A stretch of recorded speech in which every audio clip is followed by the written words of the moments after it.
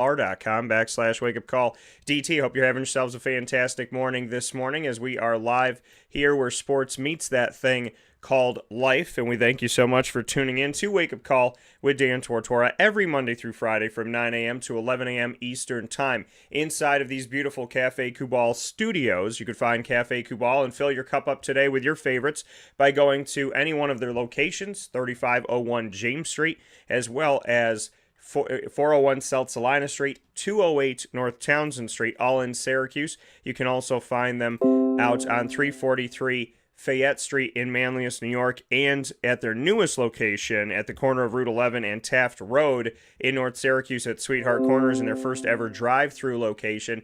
And, of course, inside of Golisano's Children's Hospital in downtown Syracuse. We thank Golisano for all that you're doing to help out our children every single day. I want to give a shout-out to the kids going back to school today. This is a big-time day for kids in our community, and I want to give a massive shout-out to Mason and Noah, who are going to first grade today. Shout out to you, gentlemen. Congratulations, Mason, on heading to first grade, as well as Noah heading to first grade. First real day going to school for these kids out there, and very, very happy. So shout out to Noah, shout out to Mason, shout out to the fams of these wonderful kids, and to all the boys and girls out there in the world. Congratulations. And, you know, I think it's one thing to say welcome back to school, but it's another thing to say it after everything we've been through to, you know, really just appreciate the opportunity to be back in school, to be at school in any way, shape, or form, really. So welcome back to school. God bless you all. I hope you're all doing well. I hope you have a fantastic day. And my best advice to you kids, don't waste a second. Take it all in. Enjoy your life and be good to each other. And love God and keep God first above everything. That's what I would tell you. So I hope you're all doing well. I hope everything is great. And I send you all my best and I send you all my love. So shout out to Mason, shout out to Noah, shout out to all of the kids going to school and doing their thing. So I'm very excited about that. Today is a very special day on Wake Up Call with Dan Tortora. You can see we got the dolphin on the hat, and we're wearing that green for the Moyne Dolphins, the Moyne College Dolphins, as you know. Very proud here on Wake Up Call with Dan Tortora to have our multimedia marketing partnership with the Moyne College Dolphins. It started on September 1st, and we have already had a breaking news story when Joanna Dabrowski got to come on the show this past Friday and speak on her coming back to her alma mater where she played basketball to become the assistant coach under Mary Grimes, who is the assistant coach when she was playing, and Mary coached her as a post player, and now Joanna's coaching the post players. So just an awesome story of how things just kind of are very, really amazing when it comes to the world, but definitely the sports world, how it's poetic many, many times. So Joanna got to come on the show, first interview since accepting the job, breaking news story. We were the first ones to cover it, and now today we'll be bringing you AD and DT. This is a bi-monthly segment where myself and the AD of Moyne College, athletics director of athletics, people say it two different ways here. AD and DT has a nice ring to it. So Bob Beretta will be joining me in just a moment here on Wake Up Call with Dan Tortora, where sports meets life. I'm very excited that we'll be able to share our first ever episode with you today. AD and DT, once again, bi-monthly. It'll be every other Wednesday, so the first and third Wednesday of every month here on Wake Up Call with Dan Tortora. So basically, this is how you set your dial. Wednesdays at 9 a.m. on Wake Up Call are Dolphin time. So you're on Dolphin time when you're at 9 a.m. Eastern time every single Wednesday. As soon as Wednesday hits, right to start off the show, we will have Moyne Dolphins Athletics every Wednesday at 9 a.m. Eastern time every week. And then bi-monthly AD and DT, and then those other weeks in between, we'll have something called the Dolphin Dive, where I'll be speaking with student athletes, coaches, administration about what it means to be a Dolphin and their own personal story. So every Wednesday, Dolphin time on Wake Up Call at 9 a.m. Eastern time. And so every single week you can set that dial to something Moyne, being Wednesdays at 9 a.m. And then you'll have AD and DT, Dolphin time, AD and DT, Dolphin time. So Moyne Dolphins every Wednesday, every week on Wednesday at 9 a.m. Eastern Time. And, of course, AD and DT, 2 of those weeks, and the other 2 Dolphin Dive. So we'll be getting into AD and DT in just a moment for those of you who came here for that. And in hour number 2, we'll have our own video, own separate video, as we will be featuring, and I can't believe I'm saying this, we're going to be featuring Week 1 advice. Week 1 inside of fantasy football. Mike and I do fantasy all year long. Fantasy never sleeps with us. And so when it comes to fantasy football, we've been talking about it all year, but now we actually are talking about Week 1, which I'm ecstatic about this. And so we'll be getting into Week 1 of fantasy football in just a little bit here from 10 a.m. to 11 a.m. Eastern Time. So I'm very, very excited to be able to do that with you. Very much looking forward to that. So for those of you that know about Wednesdays, every other day of the week we have, when we do the shows Monday through Friday, we have the whole show live for 2 hours on the same video on Facebook.com/WakeUpCallDT, Facebook.com/LiveNowDT, and on YouTube.com/WakeUpCallDT. So it's always the same. And in the case of Wednesdays, we separate the videos because so many people go and watch the video when it comes to fantasy football, and I want to make sure that you get your information quickly. So our fantasy football information is always its own video, just so you all know. So that'll be separate today. So if you're watching on Facebook or on YouTube this morning, you'll see the video end at 10 a.m. and a new one start at right after that. So just so you can make note of that so that you know exactly what's going on, and we'll be able to share that together. So very excited about what's coming up here on Wake Up Call with Dan Tortora, where sports meets that thing called life. A lot of great stuff, a lot of great fantasy football advice, and I'm very excited right now to be able to share that with you here this morning. I can't believe it's Week 1, and so I'm ecstatic about being able to do that. But before we go there, we're going to go into my conversation with Bob Beretta, AD and DT, and we'll be doing that right after this fast break. You're on mixlr.com/WakeUpCallDT and on WakeUpCallDT.com. So much coming up here on Wake Up Call with Dan Tortora. And when we come back inside the Cafe Kubal studios, we'll be joined by Bob Beretta for the first ever in history AD and DT. Stay tuned to Wake Up Call with Dan Tortora, where sports meets life.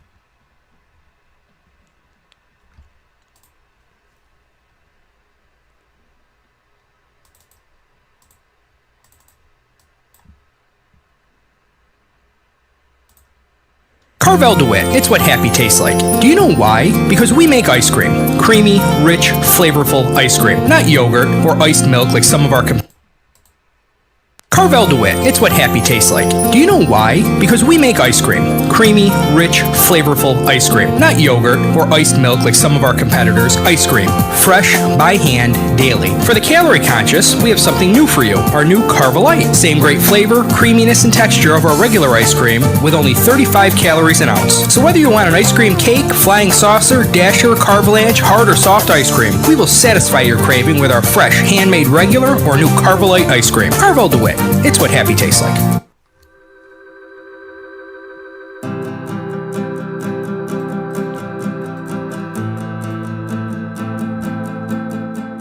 Cafe Kubal offers same-day local delivery of our products, offering no delivery charge for Onondaga County. Shop cafekubal.com for fresh roasted coffee beans, cold brew, travel mugs, and all your essential Cafe Kubal needs. Cafe Kubal, coffee for the soul.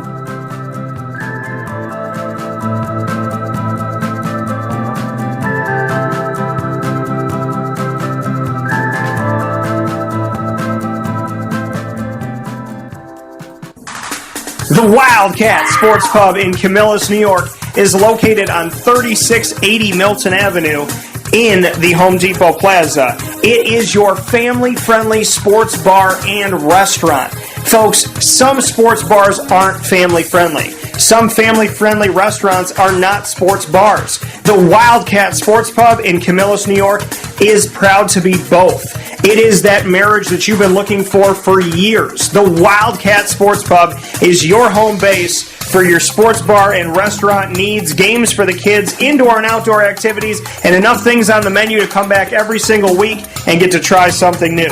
They're open Sundays from noon to 8 p.m., Monday through Wednesday 11 a.m. to 11 p.m., and Thursday through Saturday from 11 a.m. to midnight. For reservations and party information, call 315-487-2222 for the Wildcat family-friendly sports pub and restaurant.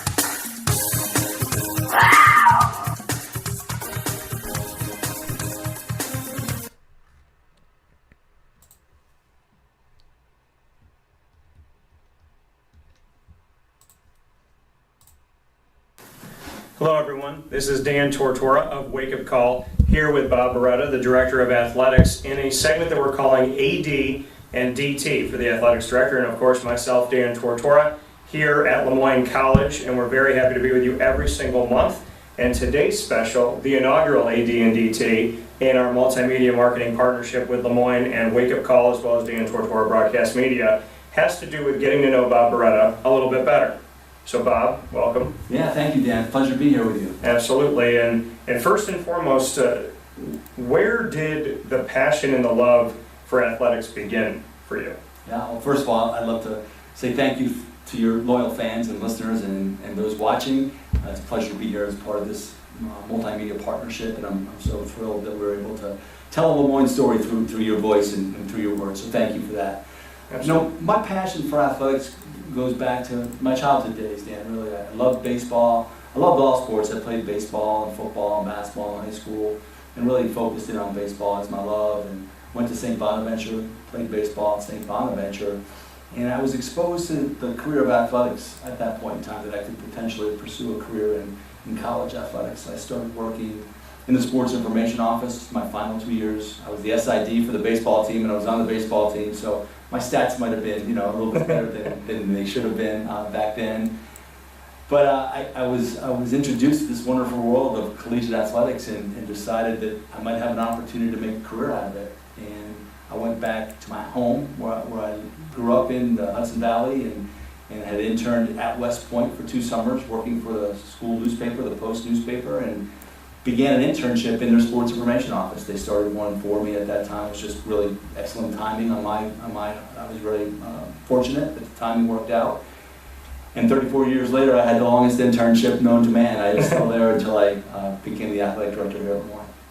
So for you, playing sports throughout your life, which led into getting into sports information and all of that, did you see that while you were playing? Did you say, hey, I need to find an angle and a way to stay within this athletics world? Was that always kind of maybe in the back of your mind?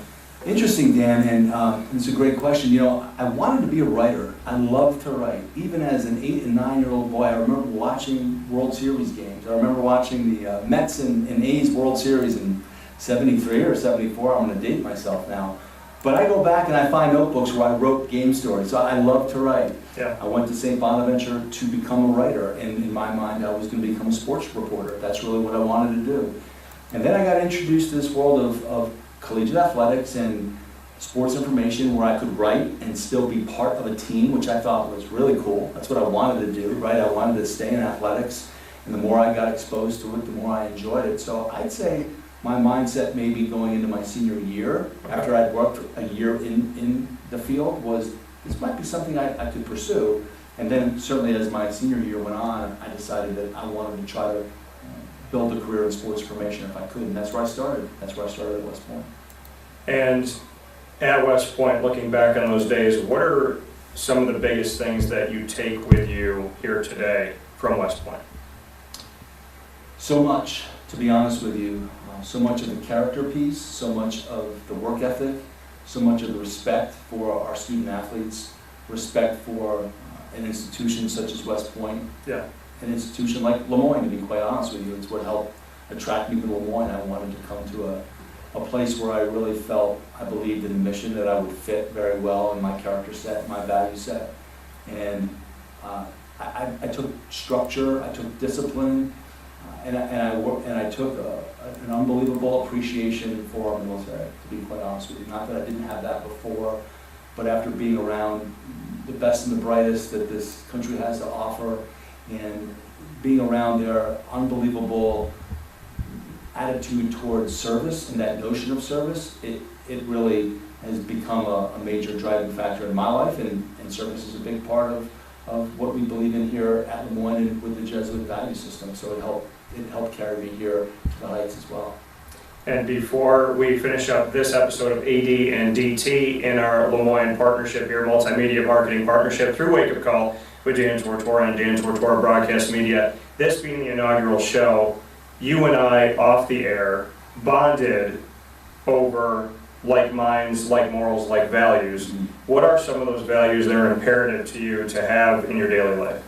Yeah, that's a great question, Dan. And I think I was asked that a lot during the interview process here at Lemoyne. And I think honor, integrity, duty, gratitude, empathy, enthusiasm, passion, those are all things that embody my personal makeup, and those are the types of things that I think will drive our athletic department. We want to operate at the highest levels of integrity with great honor, with a passion for what we do, and with that service-mindedness that we want to be servant leaders.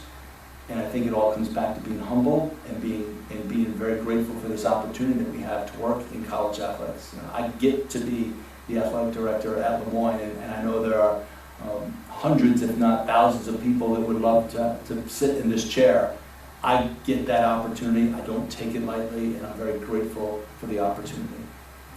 Final question, and really the question of this entire broadcast today: who is Bob Beretta?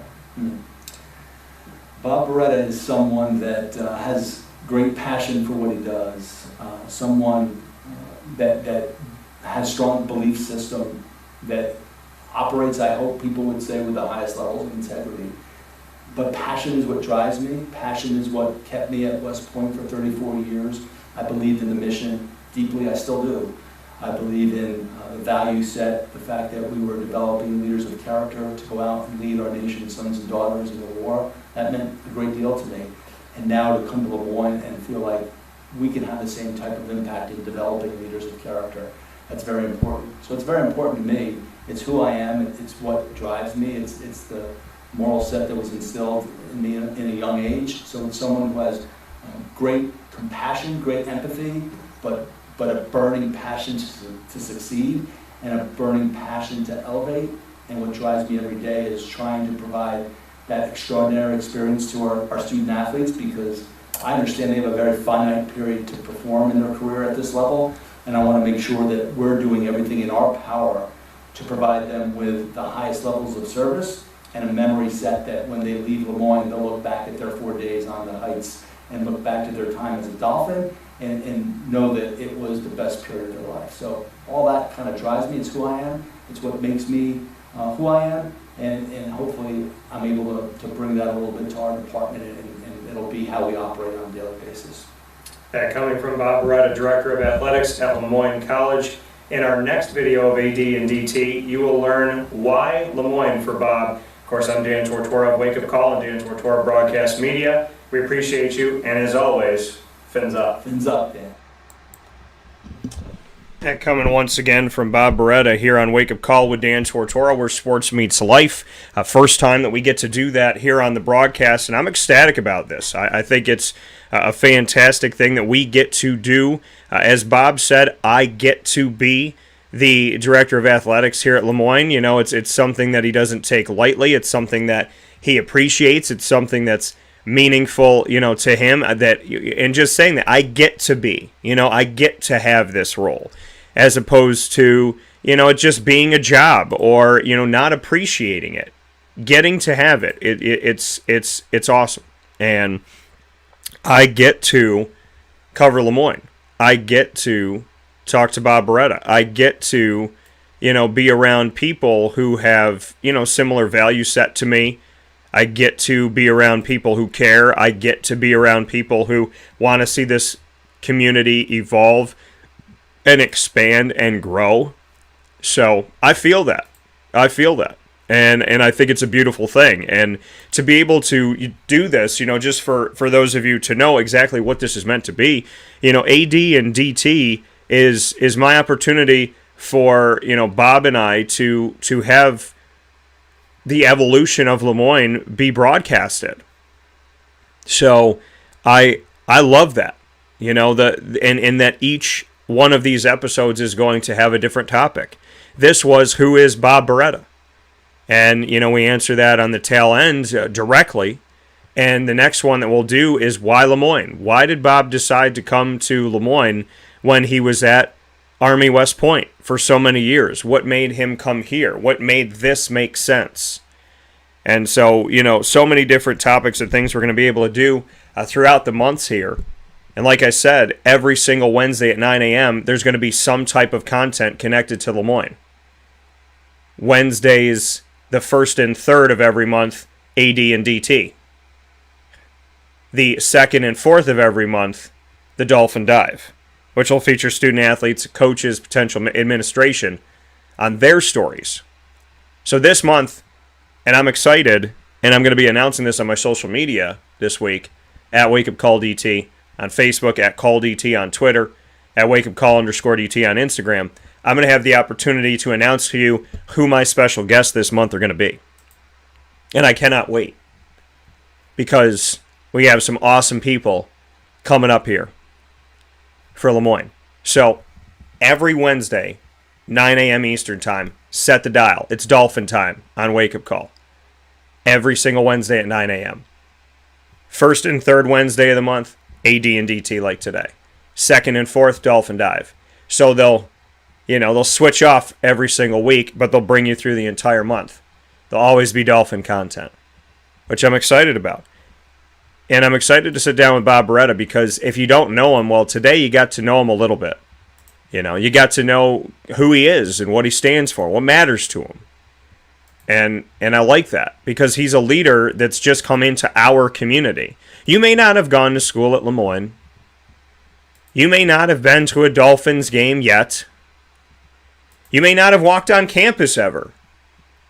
But this is your community. If you live in central and upstate New York, this is our home. So you need to know who the leaders are in our home, the people that are leading our youth, our student athletes, our students, our alumni, our community, our administration. You need to know who these leaders are, because these people are in the grocery stores with you. They're driving on the roads with you. They're going to church with you. These people, like Bob, have an incredible task to instill positive values and to uplift our community. When you're a director of athletics, leadership is an everyday role. It never goes away. It's there when you're sleeping. It's there when you wake up. You are responsible for so many people. And when you make decisions, no matter how great or how small they may seem, they all have an impact. So to be able to follow Bob as he makes an impact on our community of Central and Upstate New York and the Lemoyne College Dolphins community that is here in Central and Upstate New York and all over the world, I'm excited to be able to chronicle that and tell that story. So with that being said, fins up. And thank you, Bob, for being a part of today's show. The Lemoyne College Dolphins, in our multimedia marketing partnership exclusively here on Wake Up Call with Dan Tortora and through Dan Tortora Broadcast Media, is giving you the opportunity to get to know your Dolphins, to get to know people in your community, to get to know the student athletes, to get to know the coaches, to get to know the administration of Lemoyne College. So it is my pleasure to tell you that they will be here with us every Wednesday at 9 a.m. Eastern Time for our specials weekly. They will also be spoken about throughout the week. There will be pictures and videos of different things you can find on our Lemoyne tab on wakeupcalldt.com that will launch this week. And there's so much to offer with the Dolphin Dive, AD and DT, and everything that we're looking to do. We thank you, Lemoyne, for believing in us, for believing in Wake Up Call and Dan Tortora Broadcast Media, and making history by allowing me to be your first multimedia marketing partner. And hopefully, your last. Thank you to Lemoyne for all that you do, and fins up to the beautiful community of past, present, and future Dolphins. With that being said, we'll take a step aside here on Wake Up Call with Dan Tortora. When we come back, I'm diving into college football. There's a lot of things that happened over this weekend, and I need to talk about it, and I started to talk about it yesterday. But there's storyline on storyline on storyline. There's injuries. There's Florida State going to overtime with Notre Dame.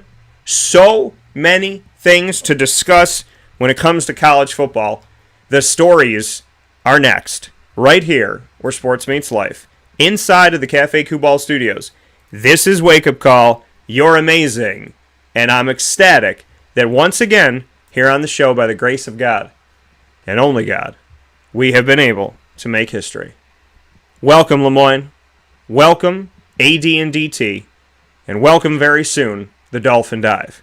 Wake Up Call with Dan Tortora is here for you. And we'll be back right after this fast break.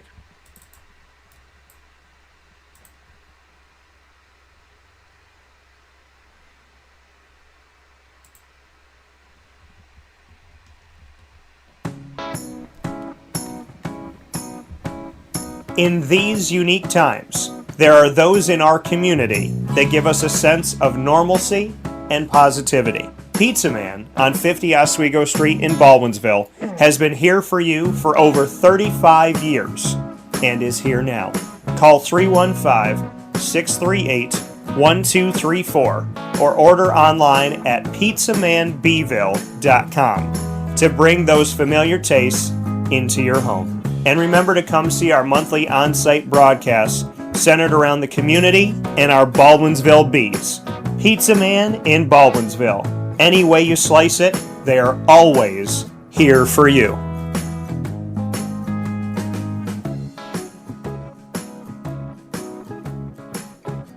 This is Jimmer Sikowski, owner-operator of Chick-fil-A Cicero, 7916 Brewerton Road in Cicero, right in front of the Home Depot. I had a deep feeling that God wanted me to do something bigger with my life and to help people, help others. I kept putting Chick-fil-A in my life, and I realized as I was going through the franchise selection process that positively impacting the lives of others was really core to what we do here at Chick-fil-A. First of all, it starts with the food. The food is brought in fresh daily. We bring in local produce. We prepare to order in the kitchen. We hand butter chicken. We hand spin our milkshakes. It's great food. It doesn't taste like fast food.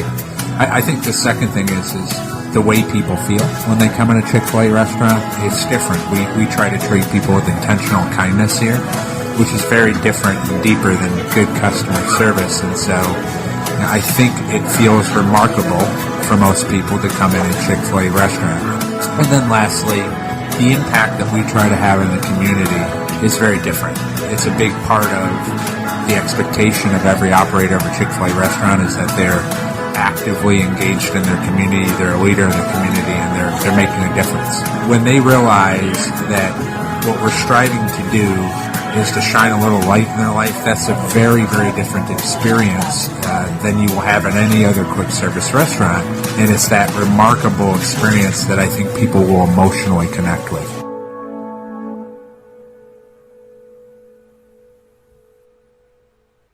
I'm George Townsend of Honda City with some good advice when buying a new car. The true cost of owning a new car is determined by the appraised value when you trade it. No vehicle appraises higher than a Honda. Next, look for low APRs and deep discounts. You also want low maintenance costs and great fuel economy. That's why my advice to you is to buy a new Honda. Looking pre-owned, visit our Honda Certified Used Car Center. Honda City, 7140 Henry Clay Boulevard, Liverpool, or HondaCity-CNY.com. It would be a pity if you don't shop at Honda City.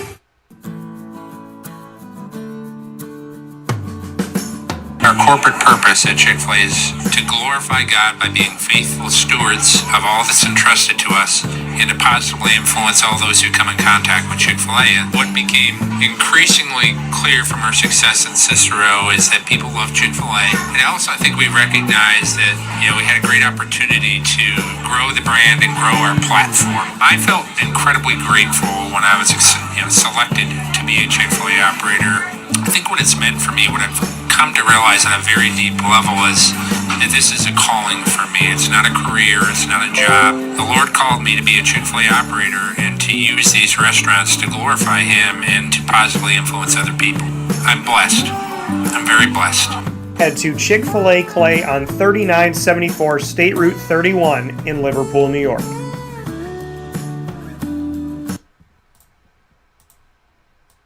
Welcome back here to Wake Up Call with Dan Tortora on wakeupcalldt.com, your one-stop sports shop, and on mixlr.com/wakeupcalldt. Inside of the Cafe Kubal studios, that's where you're listening or watching on facebook.com/live-now-dt, as well as on facebook.com/wakeupcalldt, and on youtube.com/wakeupcalldt. Wake Up Call with Dan Tortora live Monday through Friday from 9 a.m. to 11 a.m. Eastern Time, live in 5 places. youtube.com/wakeupcalldt, Facebook in 2 places, facebook.com/wakeupcalldt, facebook.com/live-now-dt, and listening here on mixlr.com/wakeupcalldt, and of course wakeupcalldt.com's homepage where the live feed is embedded for MixLR. So you can find me in all those places, and the great thing about it is every one of those can be in your pocket. Facebook, YouTube, MixLR, our website, wakeupcalldt.com. You can carry me wherever you go and listen into the show. So thank you so much for tuning in. I appreciate y'all very, very much. With that being said, happy to have our first AD and DT, and looking forward to Bob Beretta joining me in a couple weeks when we get to discuss why Lemoyne, and next week where I get to have my first ever Dolphin Dive student athlete guest. So making history, and guess what, folks? Spoiler alert. Not only will this person be my first ever Dolphin Dive guest, but he's already been on my show before.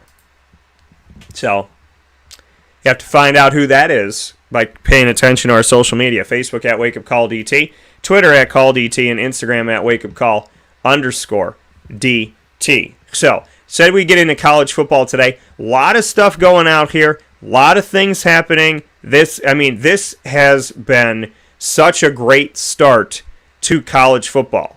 And I really wanted to get into it, and I got a little pocket here for about a half an hour where I could jump into it before we hop into fantasy football. So I'm taking this pocket and I'm running with it, because this past week of college football was just awesome. You know, week 1, it was like week 1 and week like 0, I guess, when they had like the games that were a little earlier on August 28th and whatnot. And we talked about some of those games.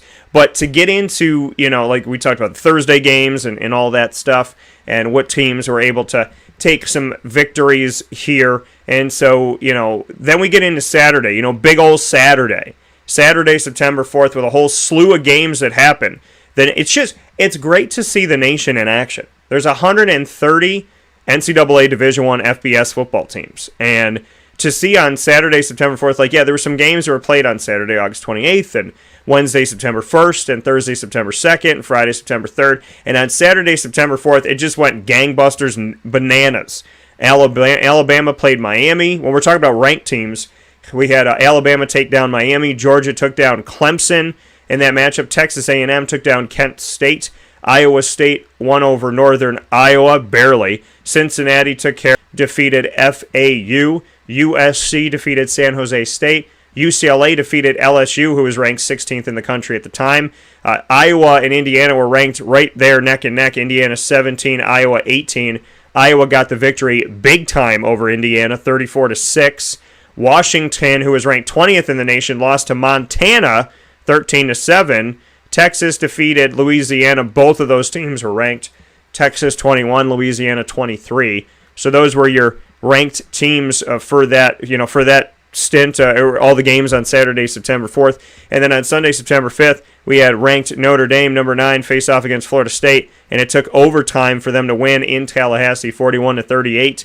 And so that's how your ranks went throughout Saturday's games. But you know, a lot of great storylines. Alabama, as I told you, for those of you that listen to me, and those of you that didn't, I said that Alabama, at one time, Nick Saban in a quarterback room had Mac Jones, Tua Tagovailoa, as well as Jalen Hurts. And I said all 3 of those gentlemen will be starting quarterbacks in the NFL this season. They will all eventually take over the starting role. Well, going into week number 1, they all are. So not only was the prognostication solidified, but Mac Jones comes in earlier than I thought he would. I thought week 7. I thought maybe we'll see him a little bit, but he'll take over in week 7. Belichick says, no, week 1. I want to win. This is my guy. I'm going to go here. Jalen Hurts already there in Philadelphia and Tua already there in Miami. So, 3 Alabama quarterbacks all fighting for a starting job. So Bryce Young, he takes over at quarterback in Bama, and his numbers against Miami were good. Chick-fil-A kickoff game, playing in Mercedes-Benz Stadium, which is awesome. Been there in Atlanta. I was there actually the first day of this year, January 1st, 2021, where they played the Chick-fil-A Peach Bowl between Georgia and Cincinnati. And a fantastic game. Awesome. Thank everybody there and all the hospitality. Shout out to Gary and Matt and the entire team at the Chick-fil-A Peach Bowl Inc. and for the Chick-fil-A kickoff game and the Chick-fil-A Peach Bowl. Alabama's Bryce Young in this 27 of 38, 4 touchdowns, no picks, taken over in this matchup. Big stuff coming from Alabama, because this is the thing about Alabama. It doesn't matter who the next guy up is, because their next guy up and their next guy up and the next guy, the next guy, the next guy up, their 7th string wide receiver is starting somewhere else. That's how Nick Saban does it. His backups to his backups to his backups are ready to go. That's how you win championships. You don't build this. A lot of these teams, what do? They build up, right? They build up toward something, and then it eventually goes away. They built up toward it, and then they have to rebuild. Well, Alabama is rebuilding while it's building. That's why it works. They're rebuilding in the background while they're building in the foreground. That's why Alabama's successful. That's why Clemson's successful. But I thought I thought that DJ Uiagalelei, I thought he was going to have some issue this year. He's going to be tested, but could, find a way that he would be pushed. But I didn't think they'd have a loss in week 1. But Georgia is Georgia. This game is a college football playoff game in the first week of the season. If I'm Dabo, I'm like, yeah, we're not doing this anymore. Not playing a game like this anymore to start off the season. But there you go. Georgia taking it down. Finding a way. And with all due respect, they did what they needed to do, and Clemson didn't look good. They did not look good in this game. Clemson 3rd in the country. Georgia number 5. Going back to this game, DJ Uiagalelei. Now, he played 2 games last year when Trevor Lawrence was out due to contact tracing for COVID. And he did all right. Right? They lost to Notre Dame in double overtime. But DJ Uiagalelei, now that he's the starter, he was 19 of 37, 178 yards, no touchdowns, and an interception. And he lost 22 yards from sacks and scrambling and all that good stuff. It's not a good day offensively for Clemson at all. Their rushing attack was quiet as all get out. Their passing attack was quiet. Everything in Clemson was quiet. Their team ran 23 times for a combined 2 yards because of all the yards that DJ lost. But if you take that out, you could say Dixon, Shipley, and Pace ran for a combined 24 yards on 9 carries. It's not even 3 yards a carry. Syracuse, in contrast, ran for 283 yards as a team. Now, granted, they played Ohio and not Georgia. I'm not trying to disrespect Ohio. Just saying, Georgia's pushing for a national championship right now, and I don't see Ohio, vying for the college football playoff this season. So, I know it's different opponents, but Clemson, this game was defense on defense on defense on defense, and Georgia won the battle. They figured it out. They found a way. They gutted it out, and congrats to them for that. So Alabama and Clemson, who we normally see in the college football playoff, well, Alabama's 1-0, Clemson's 0-1, and fans, like I said, I think I said it yesterday, fans are scrambling like, oh my Lord, what are we going to do? They lost it. Now we lost it. We can't lose again? I feel like Clemson fans are going, we can't lose the rest of the year. You can't lose 2 games and get in the college football playoff unless you're Alabama. So, it's dangerous. Clemson can't trip up again. Who does Clemson have on the schedule? To take a look at this. Well, they have South Carolina State. They have Georgia Tech. At NC State. BC. At Syracuse. Hi. Syracuse excited going, ooh, DJ had a little bit of trouble. We'll welcome you in on October 15th at home in the Dome where we beat you after you were a reigning national champion. Then they're at Pitt. Then they got Florida State at home, at Louisville. They have UConn, Wake, and then at South Carolina. Clemson could lose another game. Clemson could get tripped up.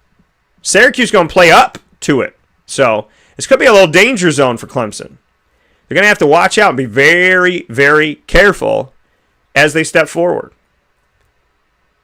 It'll be interesting to see how things shake out, for sure.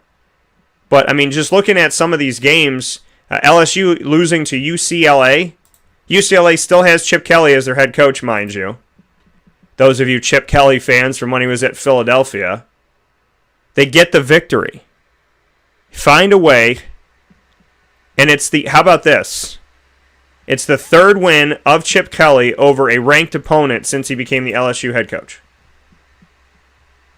Dorian Thompson-Robinson, 9 of 16, 260 yards, 3 touchdowns, 1 pick for the UCLA quarterback. And then Zach Charbonnet had 11 carries, 117 yards, and a touchdown in the game. UCLA just handling it, despite the fact that LSU had 330 yards through the air, 3 touchdowns and an interception from Max Johnson. Their rushing attack was quiet. That was the difference. 210 yards for UCLA, 49 for LSU. But passing the ball, LSU was on it. 27 points LSU scores, 38 for UCLA. And the way that it breaks down is LSU came out 7-0. Then eventually UCLA was up 14-10 at the end of the second quarter. Nobody scored in the first quarter in this game. And then we see UCLA get up to 21-10. Then all of a sudden it's 24-20. It's close at the end of the third quarter. But UCLA just stayed on it. Once they got the lead, they never gave it up. LSU was always chasing. And that was the difference in the game. Once they got it, they held on to it. And they were able to respond to everything LSU was doing. Because LSU's numbers were good. It's just the fact that UCLA had a response for it. Chip Kelly.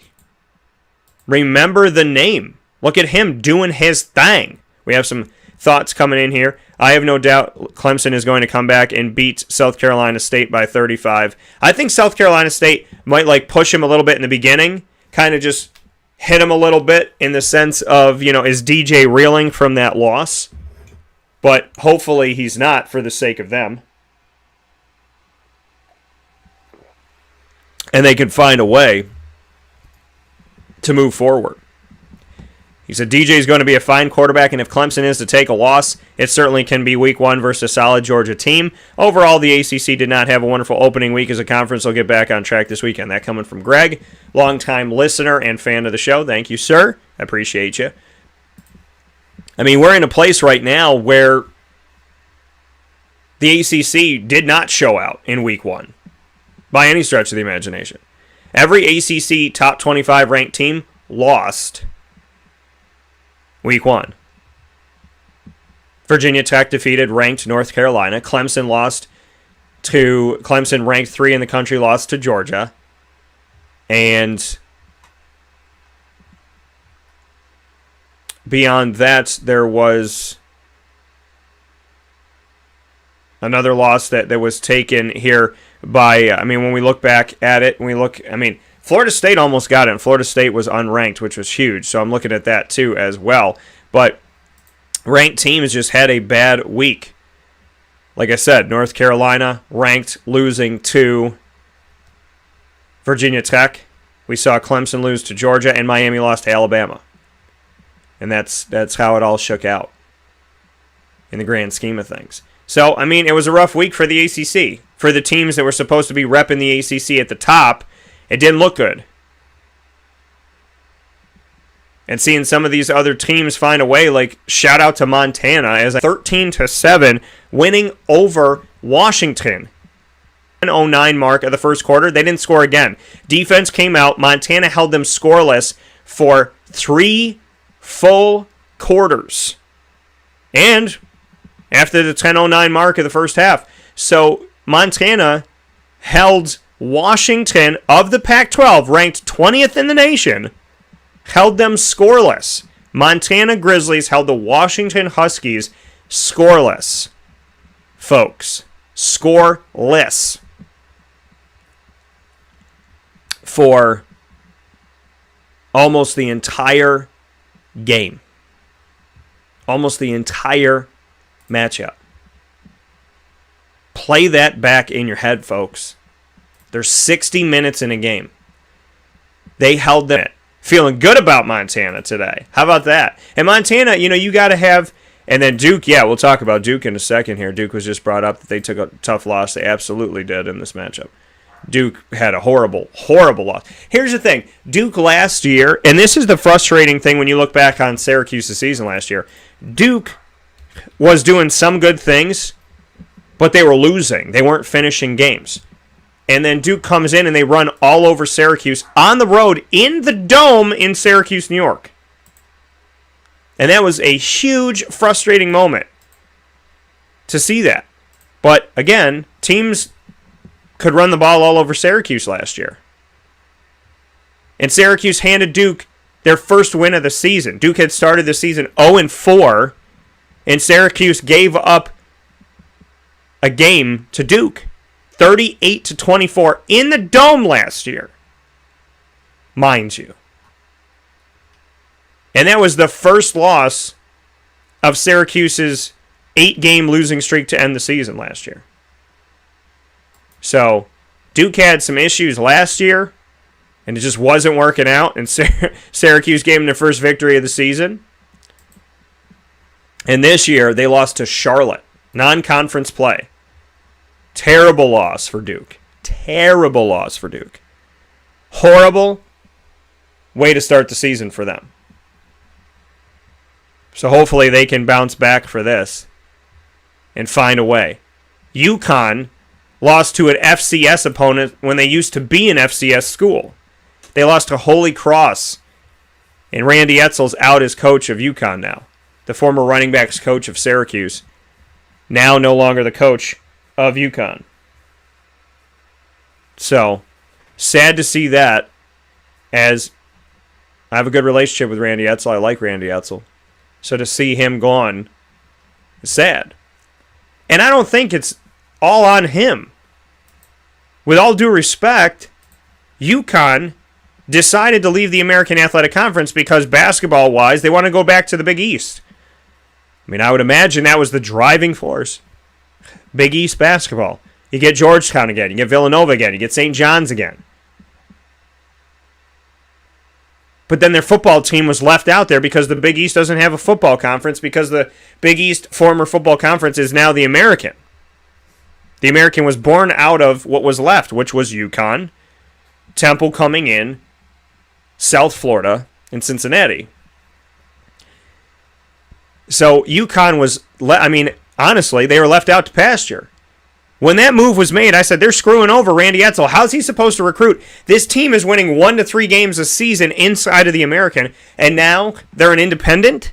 Now they have no team, or no conference behind them, no name behind them. UConn is literally the football, the basketball, and all the other sports are fine. They're in the Big East. But for everybody else, UConn's just sitting out here in the open as a lame duck for a football program that suffered and suffered and suffered and suffered and suffered and suffered, and now they're independent. Now it's a joke. Now everything Randy Etzel built, getting them from FCS to FBS, when he was there the first time, he brought them from Division I AA to Division I A. Then he left, and then he came back, and the team was in shambles again. And now it looks like FCS again because it's independent. This UConn has fallen off the face of the earth for football. So for the school to make a decision to join the Big East and say, whatever, football, it's almost like they were trying to cancel their football program. So the fact that Randy Etzel's not there anymore, that could be a very good thing for Randy, because now he doesn't have to go down as the captain of this ship that's on fire. And UConn losing to Holy Cross is a horrible loss. It's no offense to Holy Cross. It's an FCS versus an FBS. You're supposed to be a step above, and obviously they weren't. Now your quarterback throws 3 interceptions in the game. That's not going to help you out by any stretch. And he lost a fumble. So you got 4 turnovers from your quarterback for UConn. 4 turnovers typically leads to a victory. Unless you're Syracuse last year. But, it typically does. Holy Cross won the game 38-28. But again, I don't put this on Randy Edsall. I'm saying you have a floundering team that is drowning, and instead of throwing them a life raft, you put them as an independent school. You put them into obscurity. And I don't mean that all the independents are obscure, but UConn could not afford to do this. They needed the backing. They were the weakest football program in the American Athletic Conference. So to go independent was not a good thing. You look at teams that are independents, like Navy was independent for over 100 years, and now they're in the American Athletic Conference, and it's great to see them there, and I love it. I think it's awesome. But, you could survive as Navy independent. Why? Because you're in a place right now, because you're Navy, right? People understand who you are. They know who you are. They respect who you are. You're a military institution. So you have that working for you, and you can go forward with that, just like Army. And so I think that that's fantastic, that they have the opportunity to do something like that. And it worked. It worked for them, and it works for Army. It works for Army. So for me, I just looking at this and trying to break it down and figure these things out. In all honesty, how are you supposed to be successful when you're in a situation like this where, you're UConn and you're awful in football, and now you're an independent school who can go be awful in football by themselves with literally no help, no conference logo behind you, nobody to boost you up. If the conference is doing well but you're struggling, then at least it's like top of mind and whatnot. You have to schedule your own games, and now the teams that want to schedule are the teams that expect to beat you. They expect to take you down. They're scheduling you because they want it. They want to win. UConn is now that team that you play. They're Citadel. They're the team that you play at the end of the season with every expectation to get a free victory. That's what they are. That's what they've become. That's life for UConn. So, I'm not a fan of the move. I wasn't a fan of the move, and I wasn't a fan of what it did to Randy Edsall. So, I'm sad that he's not coaching, but I'm okay with him not coaching there. Army, BYU, Liberty, UMass, Notre Dame, New Mexico State, those are your other independents. New Mexico State, another team that I think people expect to beat. UMass, definitely a team people expect to beat. Notre Dame, and Notre Dame really is leading the charge for independence. Liberty has done very well these last couple seasons, and beyond that, we're looking at BYU also has success, and Army has success, and Army won their first game of the season this season. So that's another positive. Army defeated Georgia State 43-10. It's not even like Army as an independent's barely winning. They're winning by 33 points. And I know it's Georgia State, but still, this is not an Army Black Knights team that's barely getting by. So, I don't like the UConn situation. I honestly do. I think they're killing their football program. I do. I genuinely feel like they've, if you're a Walking Dead fan, they've told the UConn football program to go outside and look at the flowers. And those of you that are Walking Dead fans know exactly what I'm talking about when I say that. That's how it feels, for sure. And it's sad. It's very, very sad to see something like this be a reality for UConn. Outside of some other things here, Minnesota gave a fight to Ohio State for a little while. Lost 45-31. Minnesota being a dangerous team inside of the Big Ten these last couple seasons, which I love to see. And then Oklahoma, can we talk about the fact that last year, Tulsa and Philip Montgomery, my guy over there at Tulsa with the Golden Hurricane, he pushed Oklahoma State to the brink. Big 12 going up against the American Athletic, pushed them to the brink. Now Oklahoma, who's supposed to be an SEC team in a couple of years, Tulane pushed them to the brink. So, it would be great to see Tulane and Tulsa get these victories because people will forget this and go, oh, well, they're whatever, and, they're 5-0 at this point. They don't go back and look at the fact that they almost lost here. I do, because when you talk about the American not being strong and the Big 12 is so blah, blah, blah, whatever, Oklahoma at home in Oklahoma took everything inside of them to defeat Tulane. 40-35. And they're ranked number 2 in the nation. They definitely need to drop in the rankings. 100% need to drop in the rankings. Tulane started the game ahead 7-0 on a Cameron Carroll 6-yard pass from Michael Pratt, who I interviewed going into the season. Then they took the lead back after a tie with a 15-yard touchdown run by Tolles, and then it was tied 14-14 after the first quarter. Then in the second quarter, this is where the issue happened for Tulane. It was all red in the second quarter. It was all Oklahoma in the second quarter. They did not score once, speaking of Tulane. So the game was 14-14, then all of a sudden it's 37-14 going into halftime. That's the issue. But they came back in the third quarter, 37-22, as Michael Pratt had a 4-yard run, and then we had a 2-point conversion from Deuce Watts happen, and there was only a field goal scored by Oklahoma in the third quarter. So it was 40-22 Oklahoma. And then the fourth quarter was all Tulane. Oklahoma did not score. Tulane Green Wave shut out Oklahoma in the last 15 minutes of the game and change, going back to the third quarter. And Cameron Carroll got another touchdown pass from Michael Pratt, and Michael Pratt threw a touchdown pass to Will Wallace after that. They made it 40-35 with 2:18 to go. This game very much could have gone to Tulane. And this is my frustration, is that Tulane didn't finish this one out and Tulsa didn't finish out the Oklahoma State game, because those games, and literally, last season, first week of the season, Oklahoma State, Tulsa. This season, first week of the season, Oklahoma, Tulane. And so Big 12, AAC playing each other last season, first week of the season, this season, first week of the season, and look at what happened. These games so close. I think the other one was 16-7. Oklahoma State over Tulsa. So both of these games within reach.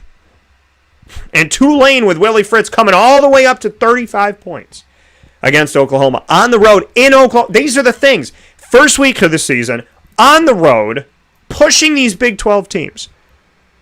Telling me that the American athlete, well, they didn't win the game, Dan. Yeah, but did anybody expect them? You expected Oklahoma's 2 in the country. Tulane's not ranked. Most people expected Oklahoma to come in here probably win 70-7.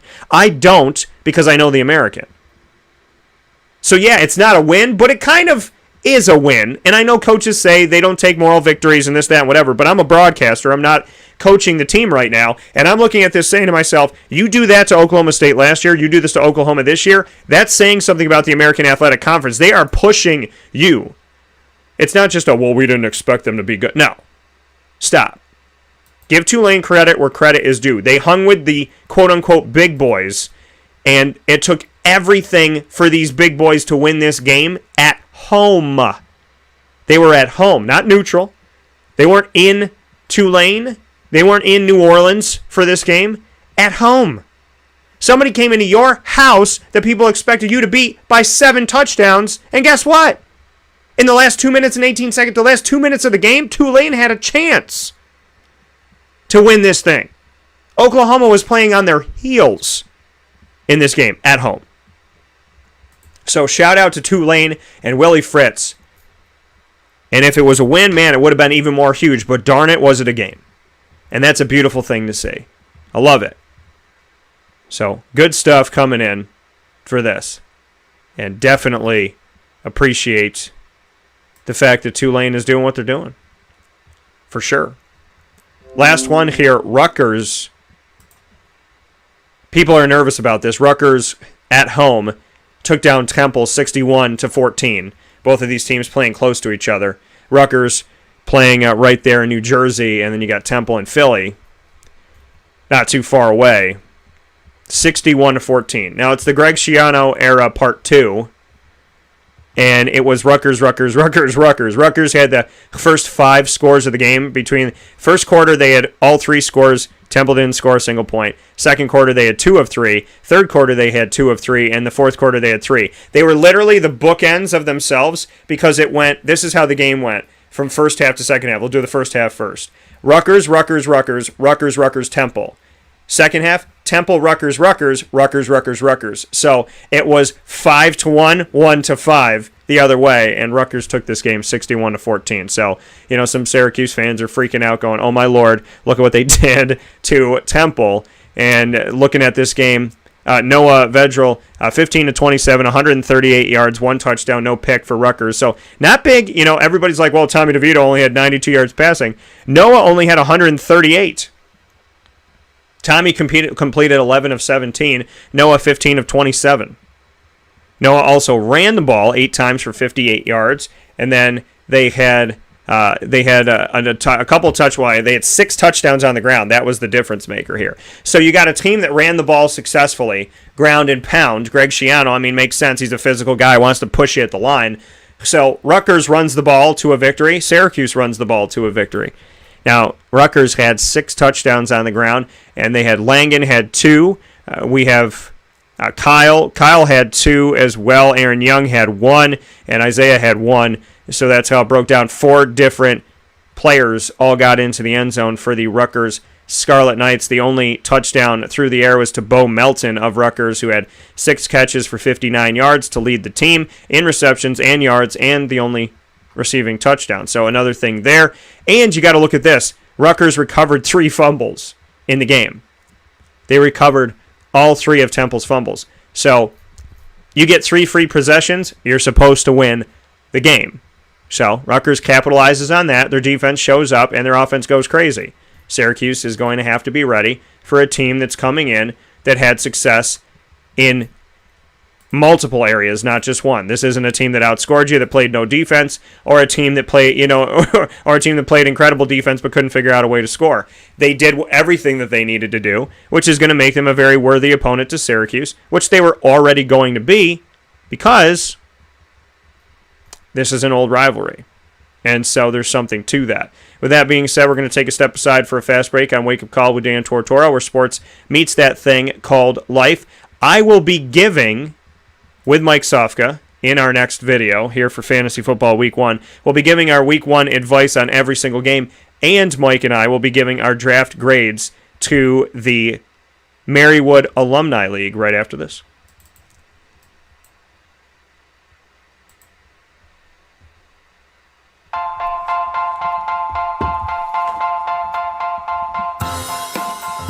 Cafe Cabal Mobile Cafe brings the cafe experience to you. We'll roll out to your neighborhood or office, ready to serve our locally crafted espresso bar to our loyal patrons. Inquire at cafecabal.com.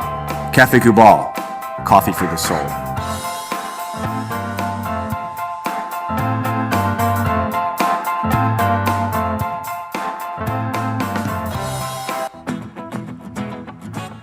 Hi, this is Amy from Mother's Cupboard, home of the whole frittata. We are open daily 6 a.m. to 1:30 p.m. For takeout orders, call 315-432-0942 and tune in to Wake Up Call with Dan Tortora for our monthly food challenge and try our Wake Up Call signature menu item available 7 days a week.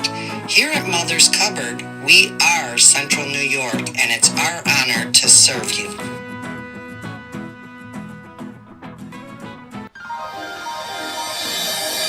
Ma and Pa's Kettle Corn and Popcorn Factory, located on 201 7th North Street in Liverpool, is home to over 40 flavors with more than 200 flavors in their total wheelhouse. Sky's the limit for this sweet and savory Central New York company. Keep it local at your parties, fundraisers, wedding showers, baby showers, and more by calling 315-450-MA-PA. That's 315-450-6272 for popcorn bars with custom flavors and colors at your upcoming event. Make sure to visit them on 201 7th North Street in Liverpool, New York. And for more information, go to maandpassnacks.com. Ma and Pa's Kettle Corn and Popcorn Factory.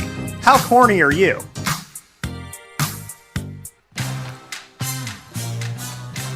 Here at Progressive Dental, we understand the importance of regular dental visits and preventive care. Cleanings and checkups are essential to good oral health. We have multiple locations in the Southern Tier, so come visit us in Binghamton, Enwell, Kirkwood, Montrose, and Norwich. For self-pay non-insured patients, we offer the Smile Plan, which covers all of your cleanings, x-rays, and exams for an affordable yearly price. Call 607-754-2273 or 607-754-CARE to make an appointment today. For more information, visit our website at progressivedentalny.com.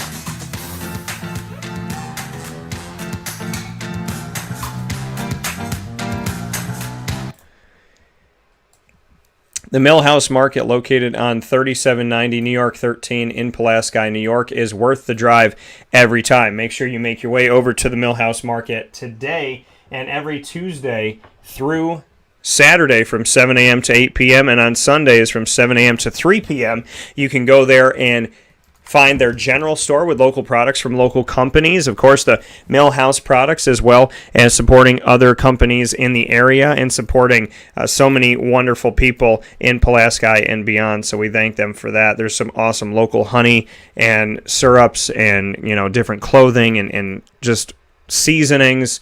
A lot of great stuff inside the general store at the Millhouse Market. Of course, you can go inside and have indoor dining there Tuesday through Saturday from 7 a.m. to 8 p.m. and on Sundays from 7 a.m. to 3 p.m.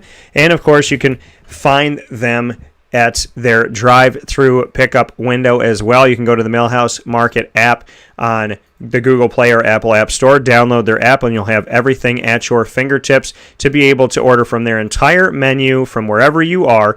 And on the app itself, they will give you directions to get to where you need to get to, which is really, really cool. So you'll have directions to get right there to the Millhouse Market from the app itself. So while you're on the app ordering your food, you can type in your address and it'll send you exactly where you need to go, which is awesome. So very, very excited about all the Millhouse Market has to offer, and they are absolutely positively worth your drive every single time. So make your way out to 3790 New York 13 in Pulaski, New York. With that being stated, here on Wake Up Call with Dan Tortora, where sports meets life, we're going to end this video and start an all-new video here on Wake Up Call with Dan Tortora. So stay with us, folks, as we get ready for an all-new video, fantasy football-wise. So those of you that are here on Facebook as well as on YouTube, we're going to end this video and start a new video. As you know, we do every single Wednesday because fantasy football has its own library, so we want to make sure you can get to these videos quick. And this is week 1, so we're going to jump into that right after this.